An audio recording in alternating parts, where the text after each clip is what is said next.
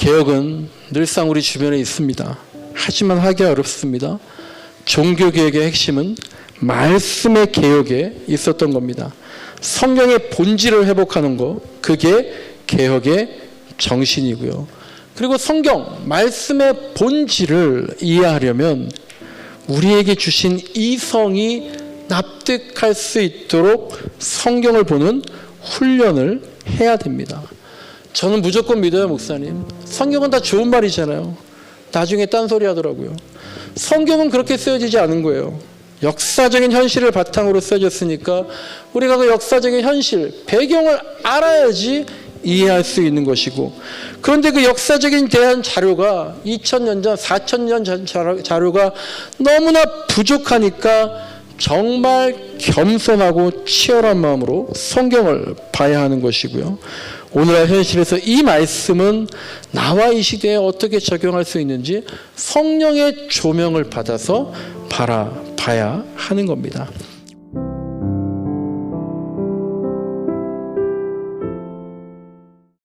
네, 오늘은 느헤미야의 개혁, 우리의 개혁이라는 제목으로 말씀을 나누겠습니다.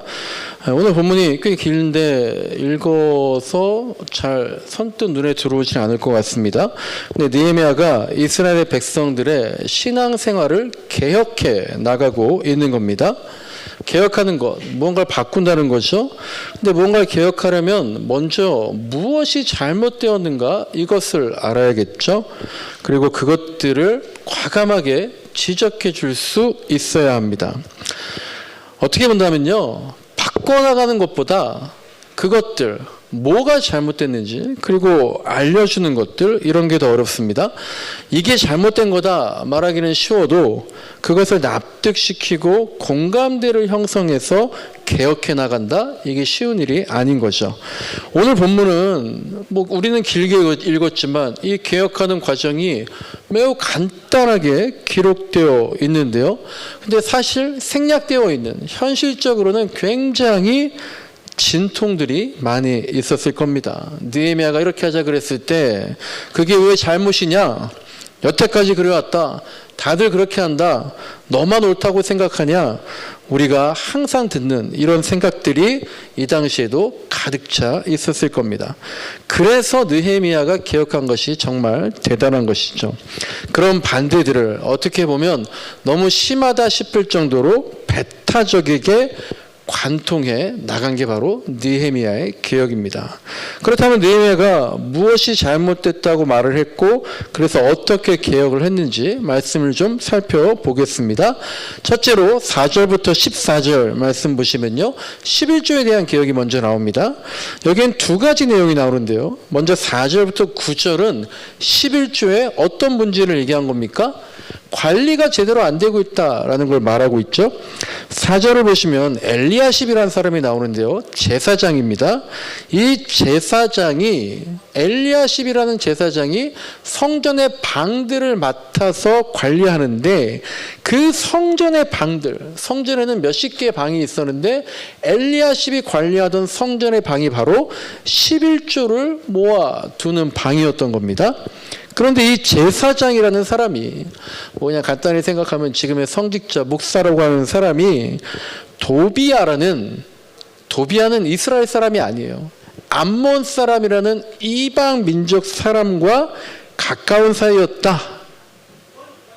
그래서 그 11조를 모아놓은 방들 중에서 큰 방 하나를 도비야에게 내줬다는 겁니다. 다시 말해서요, 도비야를 통해서 11조가 암몬으로 유출이 되게 됐고 그리고 사적으로 유용이 됐다라는 겁니다. 당연히 그러면서 엘리야십 자신도 어느 정도의 이권을 챙겼을 겁니다. 우리가 나라의 예산을 유용해도 큰 죄에 해당되는데요. 그것이 바로 예루살렘 성전 관리에 쓰여질, 오늘날로 치면 헌금을 빼돌린 거죠. 종교가 더 큰 역할을 담당했던 시대였습니다. 그러니까 이 당시에는 국가 재산을 빼돌린 것보다도 더 큰 범죄일 수 있었던 겁니다. 그런데요, 이것들을, 이렇게 중대한 일을 주변 사람들이 모르고 있었을까라는 생각이 들어요. 근데 6절을 보시면요, 느헤미야가 이 일이 있을 때에 예루살렘에 있었습니까? 없었습니까? 이 일이 있을 때에 느헤미야가 예루살렘에 없었다는 거예요. 그가 페르시아 바사에 있다가 예루살렘으로 돌아와서 이 사실을 알았다고 합니다. 아마 그 말은 예루살렘에 있던 다른 제사장들이나 다른 레위인들이 느헤미야가 드디어 왔구나 하고 느헤미야에게 이 사실을 고발했을 수도 있을 겁니다.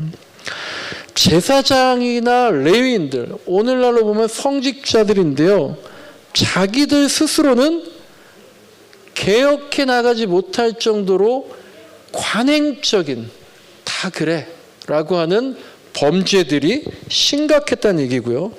그것을 위에 있는 대제사장이나 누구한테 언급하거나 지적할 수도 없을 정도로 분위기가 안 좋았다는 거죠. 먼저는 우리가요, 엘리야십처럼 타락하지 말아야 될 것 같아요. 여러분들 저보다 더 잘 아시겠죠. 우리가 직장에서 조금 높은 자리에 올라가면 무수히 많은 유혹을 받게 되죠. 그리고 그 유혹 대부분은 이권과 관련된 것이 꽤 있을 겁니다. 엘리야십이 그래도요, 명색이 제사장인데 처음부터 이러진 않았을 거 아니에요.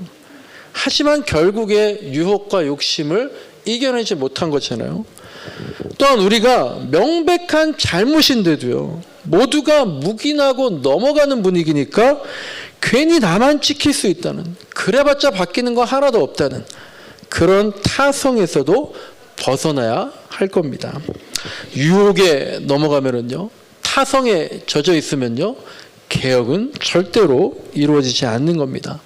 그러면 하나님의 것을 하나님의 일에 쓰이도록 관리할 수 없게 되는 거죠. 이렇게 11조 관리에 대한 개혁에 이어서요, 10절부터를 보시면 이번에는 11조를 제대로 드리지 않는 문제를 느헤미야가 말하고 있습니다. 레위 사람들이 있어요. 이 레위 사람들이 10절부터 나오는데 자기들의 몫을 받지 못하고 있다고 합니다. 그 이유가 좀 전에 있는 것처럼 11조가 제대로 관리가 안 돼서 그런 이유도 있었겠지만 백성들이 또 11조를 제대로 드리지 않는 면도 있었던 겁니다. 그러니까 레위 사람들에게 나눠줄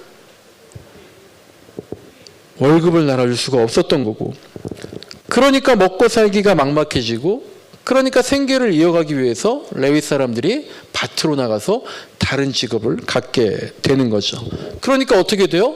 중요한 건 성전이 관리가 안 되기 시작했다는 겁니다. 근데 백성들은 왜 11조를 내지 않았을까요? 지금 이스라엘이요, 이제 막 바벨론 포로지에서 돌아온 거예요. 바벨론이라는 몇 달 동안 가야 되는 그 포로지에서 무려 70년을 있었습니다. 그러니까 예루살렘에 돌아왔을 때 어떻게 했어요? 70년 전에 파괴된 성전이 그대로 있는 거예요. 70년 전에 파괴된 성벽이 그대로 있고요. 70년 전에 파괴된 우리 집, 주택이 그대로 널브러져 있고요. 70년 동안 버려져 있는 토지, 밭이 있었던 겁니다. 이것을 복구하기에도 너무 벅찼던 거예요. 마치 한국전쟁 직후에 모든 게 파괴된 우리나라의 현실보다 더하면 더했지 못한 상황이 아니었을 겁니다. 그러니까 백성들 모두가 먹고 살기가 힘들었던 때였어요. 그러니까 어떻게 했어요? 한 푼이라도 더 모아두고 싶은 마음이 당연히 들었을 것이고요. 11조를 드리더라도 정확히 계산해서 하지 않았을 겁니다. 오늘 이 본문이요, 여러분 11조를 정확하게 하십시오. 2024년을 살고 있는 우리들에게 이 말씀을 하려는 본문은 아닙니다. 우리가 생각할 것은요, 하나님이 우리가 늘 고백하잖아요. 우리의 주권자시라고, 우리의 주인이라고. 사실 모든 게 하나님의 것인데 나는 그 하나님의 것을, 하나님이 나에게 주신 것을 어떻게 하면 더 빼놓아서 내 것을 더 많이 남길 수 있을까, 그런 계산을 하고 사는지, 아니면 내가 하나님께 더 드릴 수 있을지 그런 꿈을 꾸면서 살고 있는지 돌아보면 좋겠습니다. 여러분들 한두 번 다 들으셨겠지만 1900년대에 우리나라 초대교회에 이런 게 있었습니다. 날연보다라는 게 있었어요. 날연보. 영어로 하면 Day Offering이라는 건데요. 날연보라는 헌금이 있었는데 1900년 초반에 다 어렵게 살았잖아요. 그때 돈으로 헌금을 드리지 못하는 거예요. 그러니까 돈 대신에 시간을, 특별히 농한기에 시간을 헌금으로 드렸던 거죠. 일주일에 몇 시간을 드리겠습니다. 일주일에 며칠을 드리겠습니다. 그렇게 하나님에 드렸던 겁니다. 그 시간 동안 전도를 하든지 교회를 돕든지 내 인생의 주인은 하나님의 것이라는, 내 인생의 목표는 하나님 나라라는 것을 그렇게 고백을 했던 겁니다.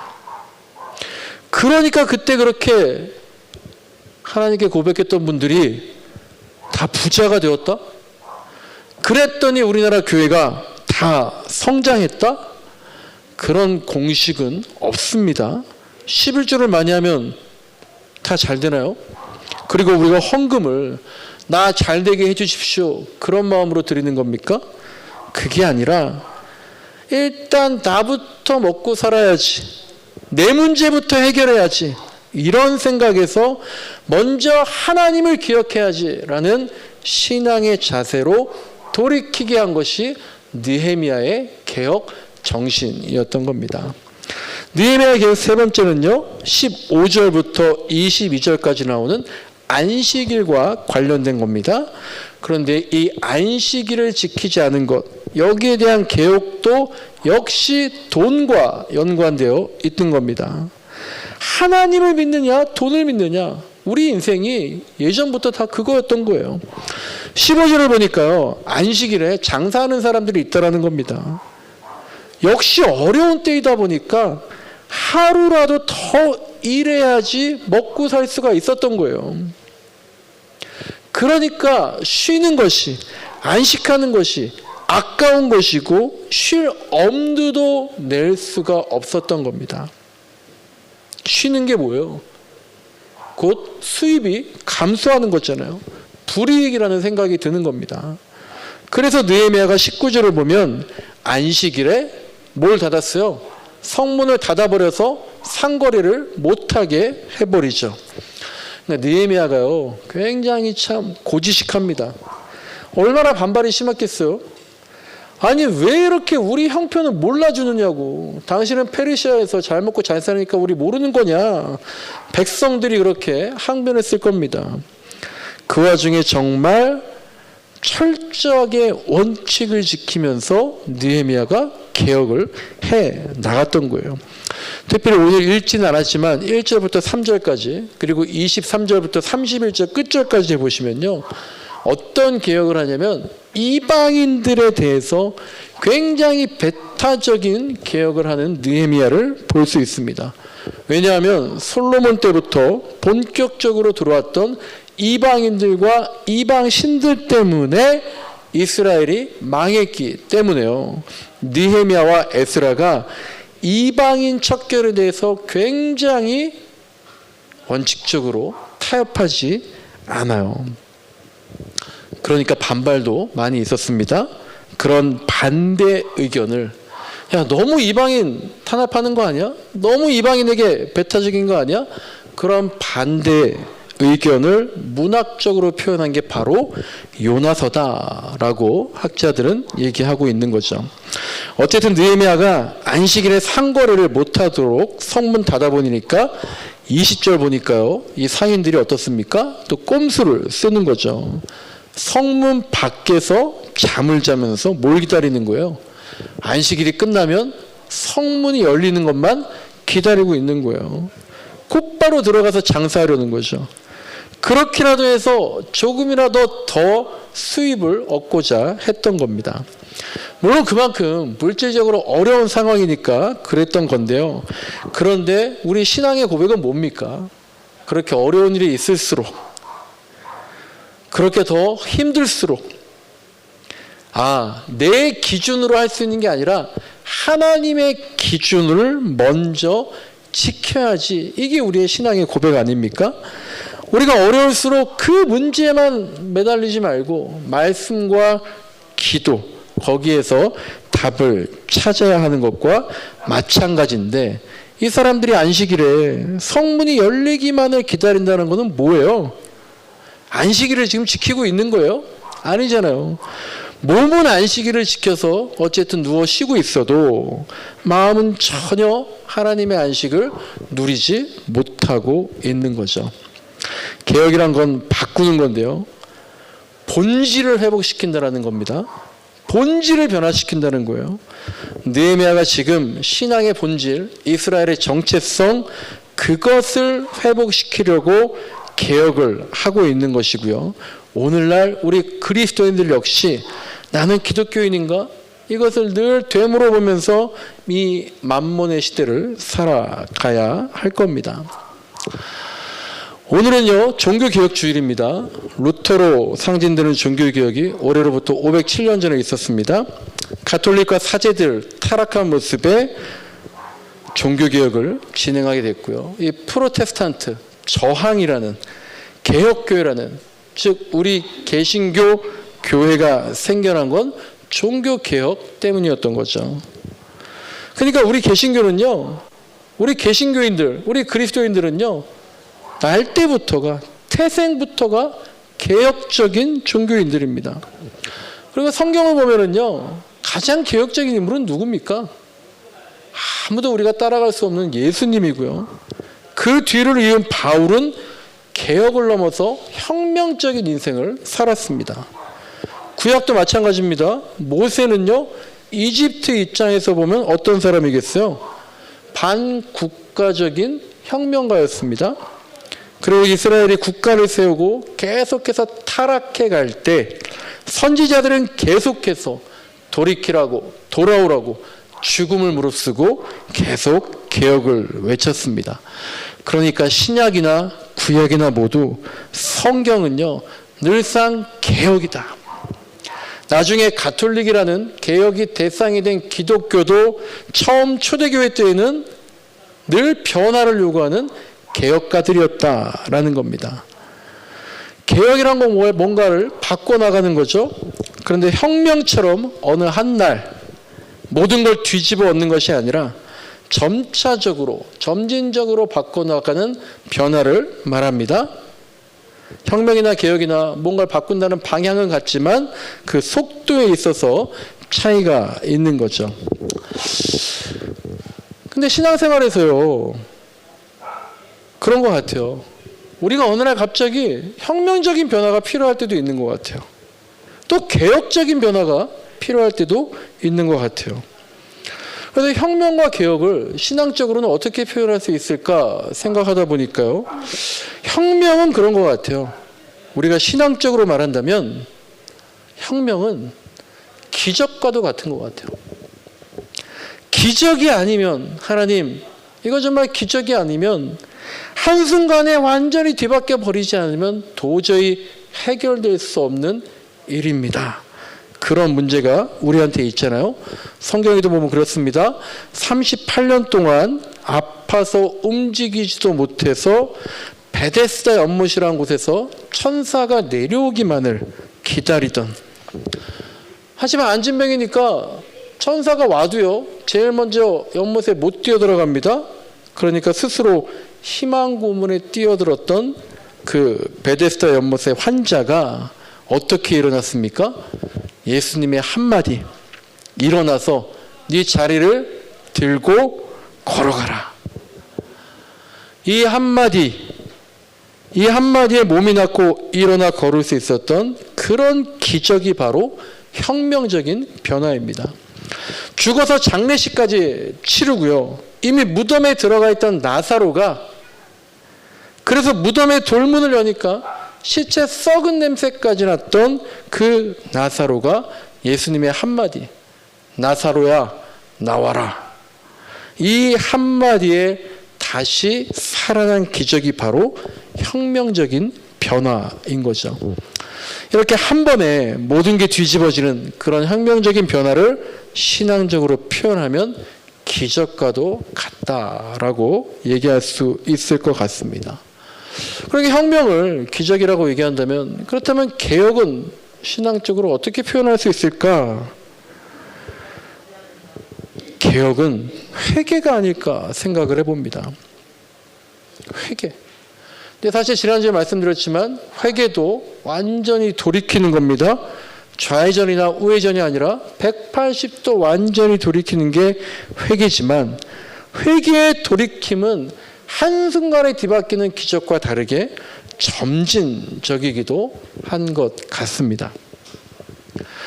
그런데 모든 혁명은요, 뒤이어서 개혁이 당연히 이어져야 완성될 수 있는 것처럼 모든 기적 역시 우리가 계속해서 회개를 수반해야만 한다는 겁니다. 기적적으로 고쳐졌어요. 기적적으로 살아났어요. 기적적으로 해결됐어요. 그거는 한순간이에요. 계속해서 마음을 다잡지 않으면, 계속해서 마음을 돌이키지 않으면, 즉 계속해서 회개하지 않으면, 계속해서 개혁하지 않으면 몸은 살아났지만 마음은 다시, 내 영혼은 계속 죽어가기 때문입니다. 안진뱅이가 일어나는 기적을 체험했는데 그 이후의 삶에서 옛사람 버리지 못하고 새 사람을 입지 못하고 살면, 죽었던 나사로가 다시 살아나서 좋았는데 놀라운 기적을 혁명적으로 체험했는데 그 이후의 삶에서 회개라는, 개혁이라는 그런 삶이 없다면 우리에게 있는 도저히 상식적으로 해결될 수 없었던 그런 기도 제목들이 정말 하나님의 은혜로 기적적으로 해결되는데, 내가 그 이후의 삶에서 회개가 이어지지 않는다면, 즉 계속해서 우리의 신앙을 개혁하지 않는다면, 어쩌면 차라리 그때 그 문제가 해결된 게 나를 시험의 구덩이로 몰아넣었구나 라고 절망에 빠질 때가 있다는 거죠.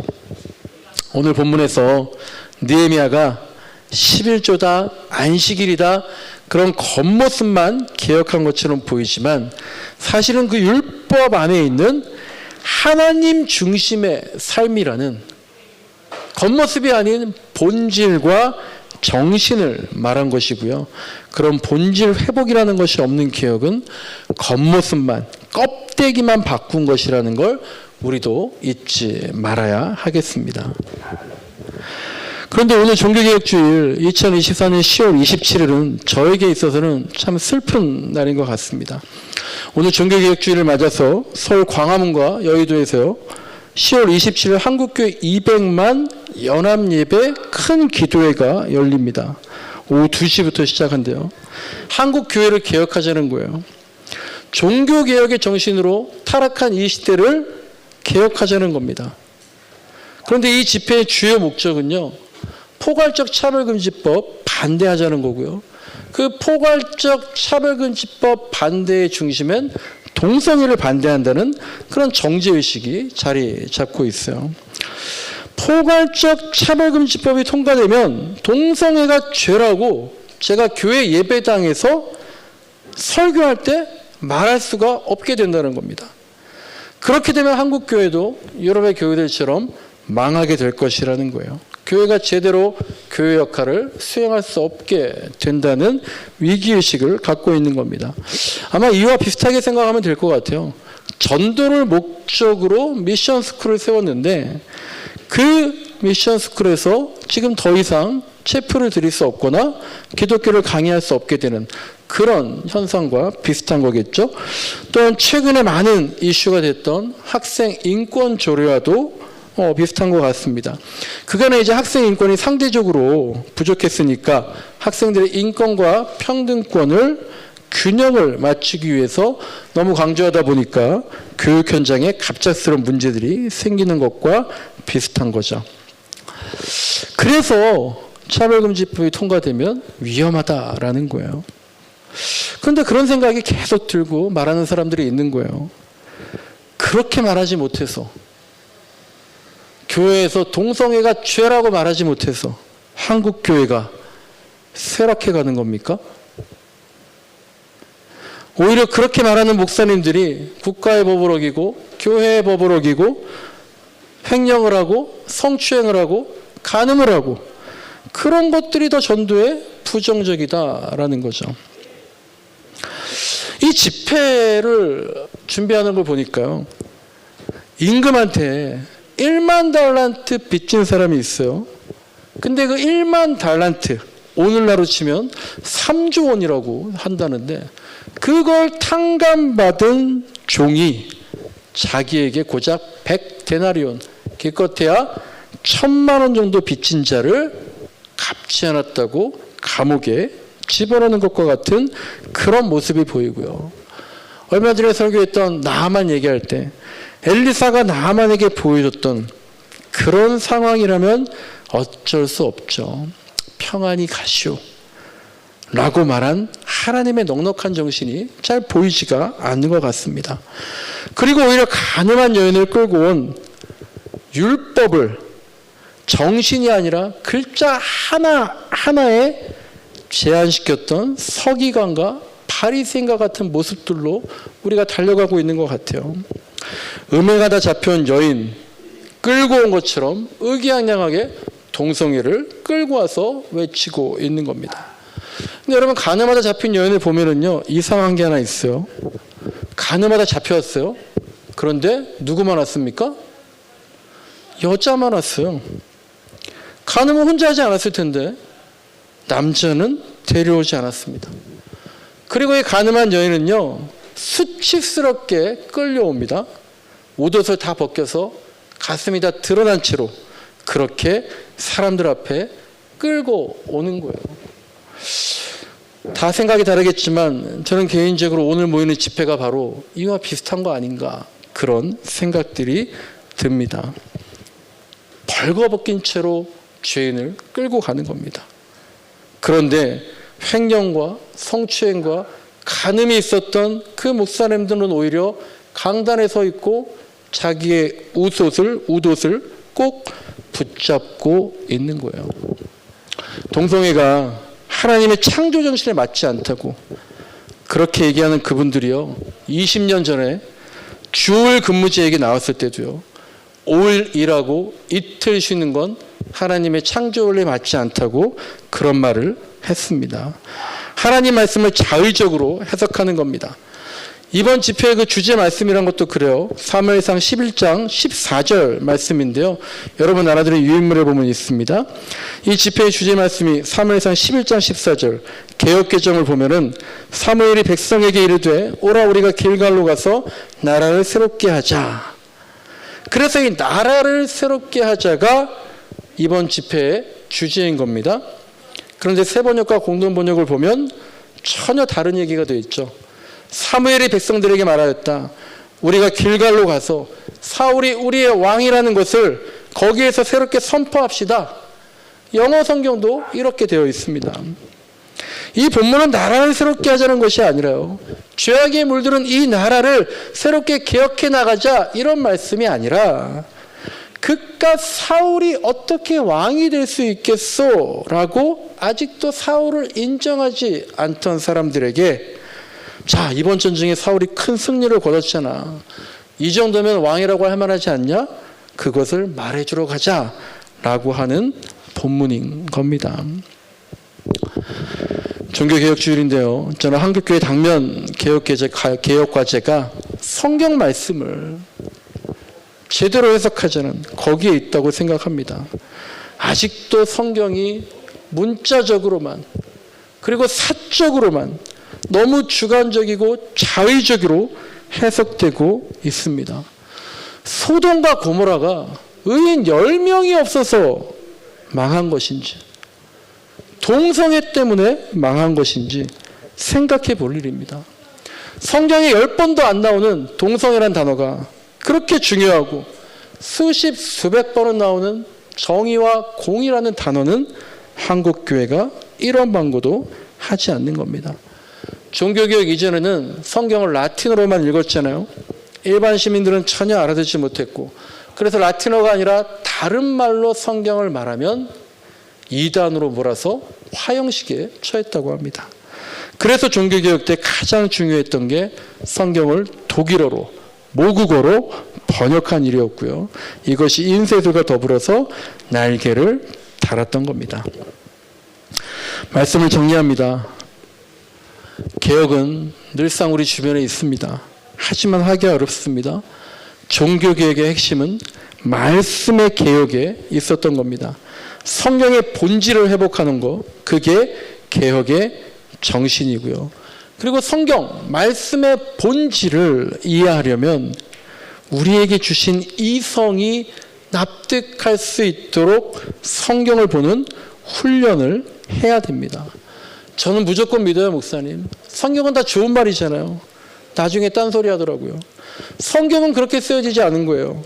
역사적인 현실을 바탕으로 쓰여졌으니까 우리가 그 역사적인 현실, 배경을 알아야지 이해할 수 있는 것이고, 그런데 그 역사적인 대한 자료가 2000년 전, 4000년 전 자료가 너무나 부족하니까 정말 겸손하고 치열한 마음으로 성경을 봐야 하는 것이고요. 오늘날 현실에서 이 말씀은 나와 이 시대에 어떻게 적용할 수 있는지 성령의 조명을 받아서 바라봐야 하는 겁니다. 오늘 본문을 보면서요, 여러분, 느헤미야가 개혁한 것처럼 11조 제대로 들으십시오. 안식일 제대로 지키십시오. 이방인과는 동성애자와는 상종하지 마십시오. 이렇게 성경을 해석한다면 이건 성경을 단편적인 지식만으로, 문자만으로 해석한 건데, 제가 늘상 말하지만 성경은 정보를 위한 책이 아니라 변화를 위한 책이다. 지식을 위한 책이 아니라 고백을 위한 책이다. 정보를 통해서는 지식을 추적할 수 있겠지만 고백은 변화를 수반해야 된다라는 겁니다. 한국교회는 차치하더라도 저와 여러분이, 우리 교회가 성경을 볼 때 현실을 직시하고 질문하고 신학적 관점으로 의심하고, 하지만 성령의 눈망으로 바라보아서 성경을 최대한 그 정신대로 올바르게 볼 수 있는, 그렇게 우리의 신앙을 끝없이 개혁해 나가는, 끝없이 회개해 나가는 저와 여러분 되시기를 간절히 소망합니다.